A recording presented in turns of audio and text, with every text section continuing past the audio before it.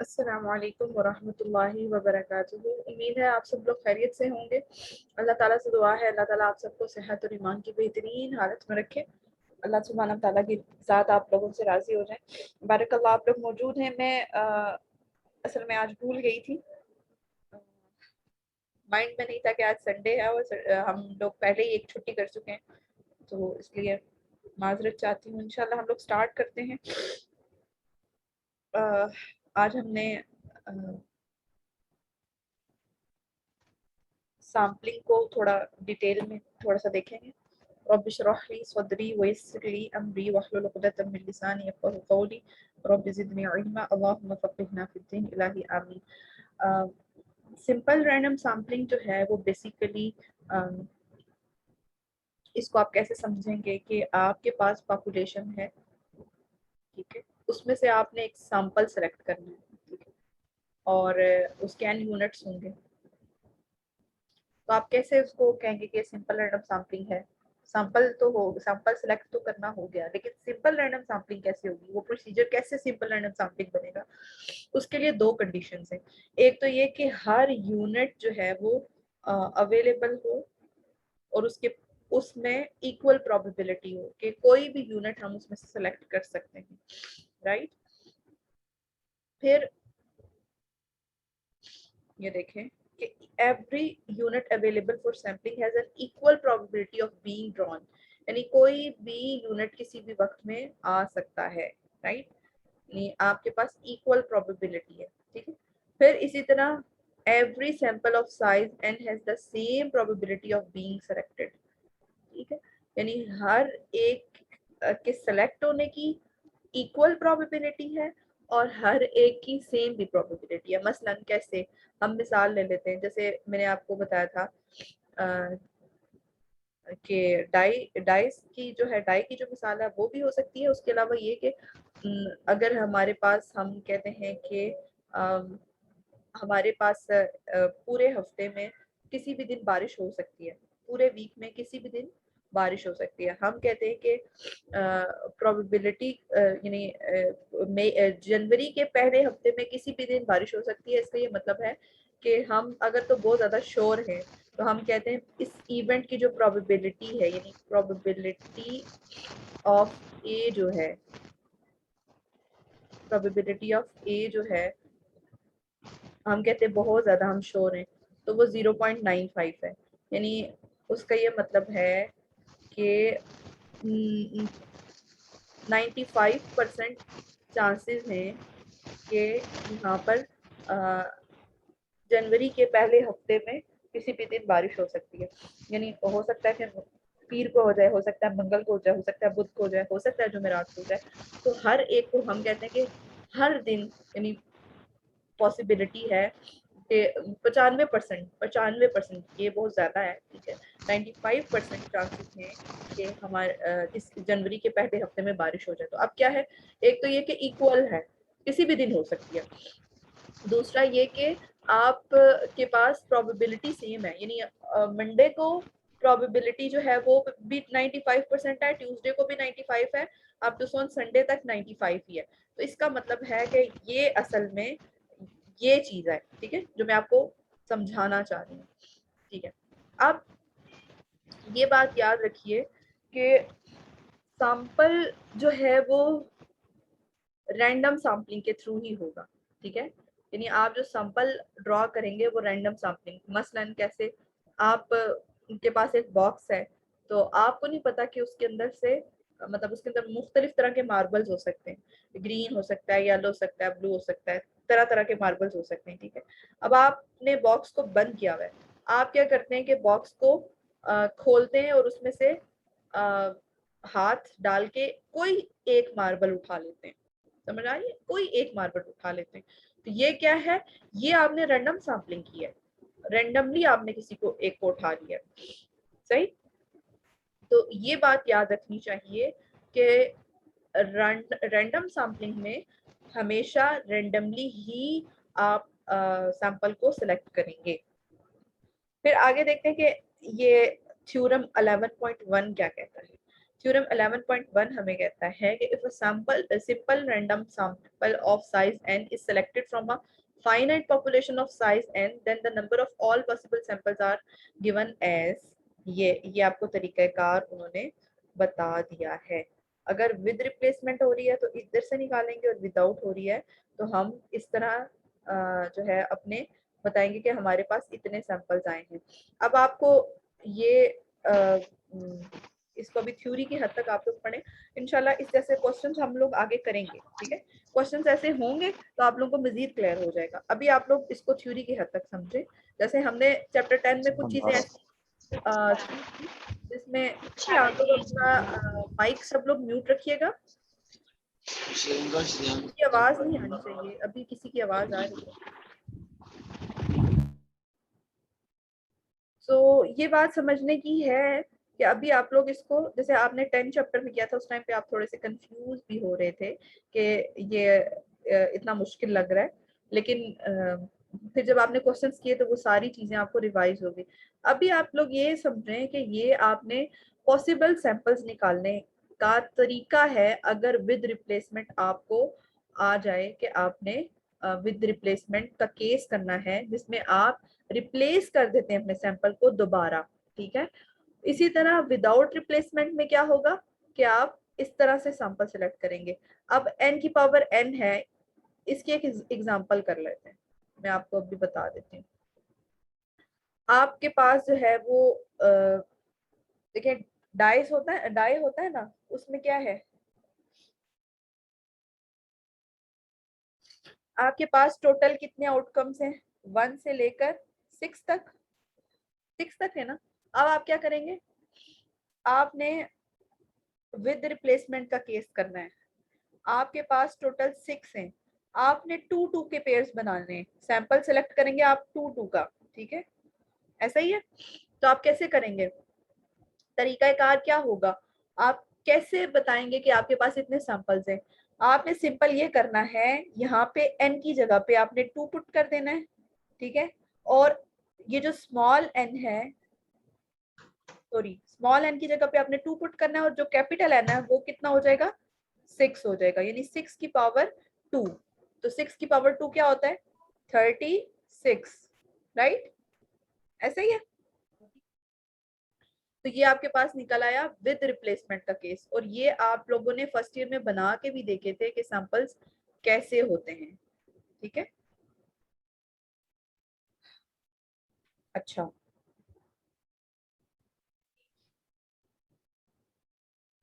फिर number of possible samples, अगर आपके पास विदाउट रिप्लेसमेंट का केस आ जाए तो फिर आप क्या करेंगे।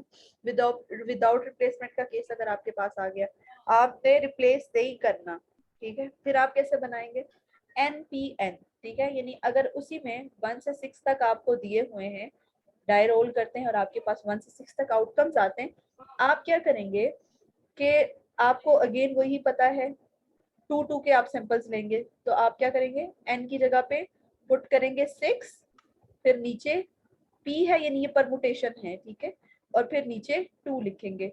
6p2 निकालें, 6p2 कैसे निकलेगा, 6 फैक्टोरियल, ठीक है, डिवाइडेड बाय 6 माइनस 2 फैक्टोरियल का क्या मतलब हुआ, 4 फैक्टोरियल। अच्छा, अब इसको खोलें तो 6 multiply 5 multiply 4 factorial divided by 4 factorial. अब ये 4 से कैंसिल हो गया, तो 6 5 जा 30। तो आपके पास टोटल कितने आउटकम्स बनेंगे, 30, राइट। अच्छा, आप ये कहेंगे कि अगर आप विदाउट करेंगे, विदाउट रिप्लेसमेंट करेंगे तो आपके पास 30 बनेंगे। खुद सोच लेना कि वो वाले जो रिपीट हो रहे होंगे वो निकल जाएंगे, ऐसा ही है, सही है, तो वो निकाल देंगे आप। चलें, ये तो हो गया केस जो कि हमने देख लिया कि अगर विद और विदाउट का केस हो तो हम किस तरह से उसको करेंगे, यानी कितने कितने आउटकम्स हमारे पास आएंगे, कितने सैंपल बनेंगे, ठीक है। इंशाल्लाह क्वेश्चंस करेंगे तो मजीद क्लियर हो जाएगा, राइट। अच्छा, मैं चाह रही थी कि आज हम एक क्वेश्चन बी कर लें इसी से रिलेटेड। अब ये इन्होंने ना मजीद बताया हुआ है, प्रूफ करके बताया हुआ है कि किस तरह से सिंपल सैम्पलिंग होगी विद रिप्लेसमेंट।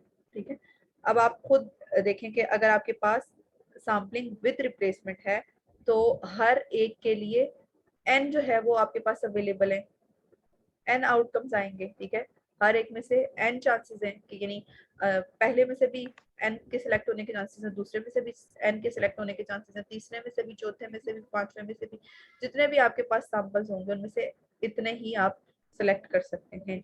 तो यानी नंबर ऑफ पॉसिबल सैंपल्स कितने बनेंगे, n cross n multiply by n multiply by up to so on, यानी ये कहाँ तक जाएगा, n टाइम्स जाएगा, स्मॉल n टाइम्स जाएगा। तो फिर ये क्या बनेगा, n की पावर n। ठीक है, फिर हम देखते हैं a sample of n units continues only one arrangement। ठीक है, अब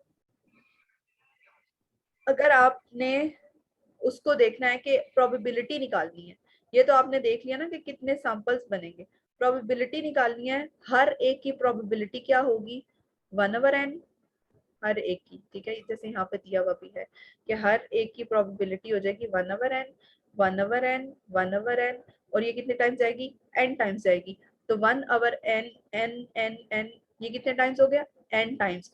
तो 1/n raise to power n, ये आपके पास बन गई है टोटल प्रोबेबिलिटी। ये असल में प्रोबेबिलिटी है, और ये आपके पास क्या है, पॉसिबल सैंपल्स हैं, नंबर ऑफ पॉसिबल सैंपल्स हैं। ये बात याद रखिएगा, अगेन सुन लें कि ये नंबर ऑफ पॉसिबल सैंपल्स हैं और ये प्रोबेबिलिटी है। ठीक है, चले आगे देखें। अगर आप सैम्पलिंग विदाउट रिप्लेसमेंट करते हैं तो सैम्पलिंग विदाउट रिप्लेसमेंट में क्या होगा कि आपने हर एक में से, यानी जब आप हर दफा सैंपल सेलेक्ट करेंगे, आपके पास जैसे मैं आप लोगों में से सैंपल सेलेक्ट करती हूँ, एक दफा मारिया का नाम आता है, मैं मारिया को निकाल देती हूँ। ठीक है, मैं दोबारा मारिया को सैंपल में शामिल नहीं करूंगी। फिर मेरे पास नेक्स्ट सबाहत का नाम आता है, मैं सबाहत को निकाल के साइड। अब वो क्या होगा, हर दफा एक लड़की कम होती जाएगी ना, अगर मैं आप लोग की आपके अंदर मतलब इंसानों के अंदर सैंपलिंग कर रही हूँ। तो इसी तरह ये देखें, हर दफा जब आप निकालते जाएंगे तो हर बार एक सैंपल कम होता जाएगा, और ये एंड पे n-n टाइम्स रह जाएगा। ठीक है, अच्छा इसको उन्होंने सॉल्व करके बताया हुआ है, बस आपने इतना जहन में रखना है कि n हमारे पास बनेंगे सैम्पलिंग विदाउट रिप्लेसमेंट के केस में, हर एक में से हमारे पास n- होता जाएगा, यानी एक पहले n था, फिर n-1 हुआ, फिर n-2 हुआ, फिर n-1 हो गया। ठीक है, यानी n में से आखिरी जो बचेगा वो n-1 बचेगा। देखे ना, ये देखेंगे क्या था, 1 2 3 4 5, तो लास्ट में क्या बचेगा, n में से एक, यानी हर एक में से एक एक माइनस होता जा रहा है, तो इसको हम लिखेंगे n-1। अब इसको उन्होंने खोल के लिख लिया, इस तरह से आप इसको खोल के लिख सकते हैं। ठीक है, फिर इसी तरह उन्होंने क्या किया, इसको आपस में अंदर खोल के मल्टीप्लाई कर दिया, तो आखिर में ये आ जाएगा 3 2 और 1 कॉमन आ जाएंगे।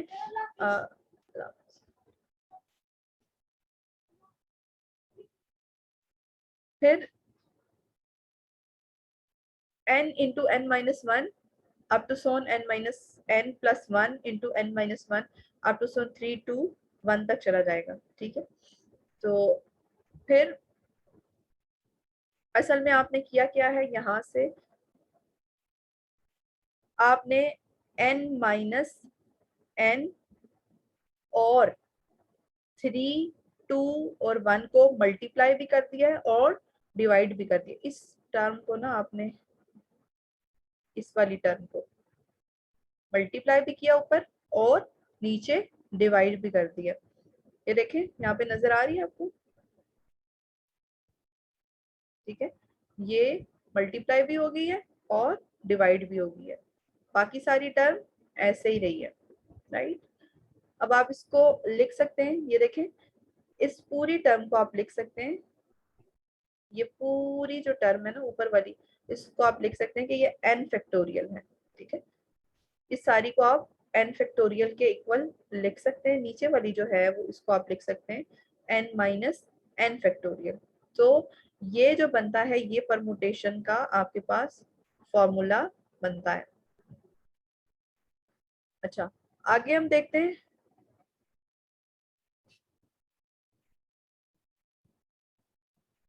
सॉरी, ये तो बहुत ऊपर चला गया।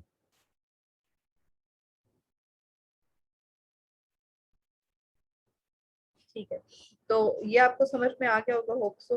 फिर हम देखते हैं आगे कि जब हमारे पास सिलेक्शन आ जाती है, यानी अब वो तो पॉसिबल सैंपल्स थे हमारे पास। अगर हमारे पास ये आ जाए कि हमने निकालना है, हमारे पास प्रोबेबिलिटी निकालने के लिए आ जाए, तो हम कैसे निकालेंगे? अगेन वही काम करेंगे, 1/n multiply 1/n minus one up to so on 1/n minus n plus one, और जब इसको कंबाइन करेंगे तो आपके पास ये परमुटेशन का फॉर्मूला आ जाएगा। ओके, यहाँ तक आप आज इसको देखिएगा, समझिएगा। इंशाल्लाह इधर से आगे हम कल करेंगे, लेकिन मैं चाह रही हूँ कि इससे रिलेटेड आपको कोई क्वेश्चन भी बता दूं ताकि आप लोग उसको कर लें। ठीक है, हम आगे देखते हैं कि कौन से हमारे लिए क्वेश्चंस मौजूद हैं।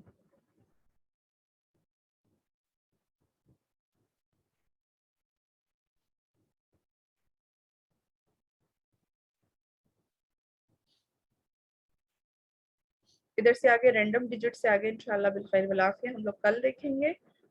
आगे देखिए आपके इससे रिलेटेड कोई क्वेश्चंस हो। 11.1 के अंदर देखिए कोई इस तरह का क्वेश्चन हो जो कि हमारे पिछले टॉपिक से रिलेटेड हो या आज वाले टॉपिक से रिलेटेड हो, तो वो आप करेंगे इंशाल्लाह। ठीक है, या आपके पास कुछ थ्योरी के क्वेश्चन हैं तो आप देख लीजिएगा। फिर इसी तरह अभी इतने ज्यादा कोई क्वेश्चंस आए नहीं है आपके, लेकिन ये इंशाल्लाह बहुत मजे के टॉपिक्स हैं। जब हम ये करेंगे, क्वेश्चंस करेंगे, तो आपको बहुत मजा आएगा। Really you will really enjoy इंशाल्लाह बिल आफिया। ये देखिए, ये बहुत मजे के क्वेश्चन हैं इंशाल्लाह। अभी आप लोग थ्योरी पढ़ लें, कड़वा घूंट पी लें, इंशाल्लाह फिर आपको आगे बहुत मजा आने वाला है। तो यहाँ तक आप लोग का आज का जो है वो टॉपिक कंप्लीट हो गया। तो रैंडम डिजिट्स जो है वो इंशाल्लाह हम लोग कल करेंगे। तो एंजॉय करें आप लोग, मौज करें। अब आप में से कोई बात करना चाहे तो कर सकता है, अदरवाइज मैं क्लास को एंड कर दूँ। जी बेटे, आप लोगों में से किसी ने कोई बात करनी है?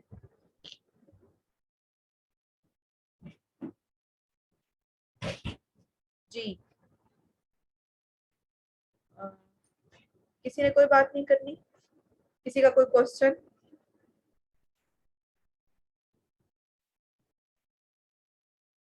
किसी का कोई सवाल नहीं है? यानी आप सबको सब समझ में आ गया, ऐसा ही है? ओके, चलिए। अब ये आप लोग इसकी डेफिनेशंस कर लें। यहाँ तक जितने भी डेफिनेशंस हैं वो लिख लें, याद कर लें। और आप जहन में ये बात भी रखिएगा कि आप लोगों की डेफिनेशंस आएंगी। ठीक है, पेपर में मैक्सिमम डेफिनेशंस आती हैं, तो आपने बहुत अच्छे से डेफिनेशंस करनी है। चलें, आज के लिए इतना ही काफ़ी है। अल्लाह ताला आपको बहुत बरकतें दें। सुब्हान रब्बिका रब्बिल इज्जति अम्मा यसिफून व सलामुन अलल मुरसलीन वल्हम्दुलिल्लाहि रब्बिल आलमीन। अस्सलामु अलैकुम व रहमतुल्लाहि व बरकातुहू।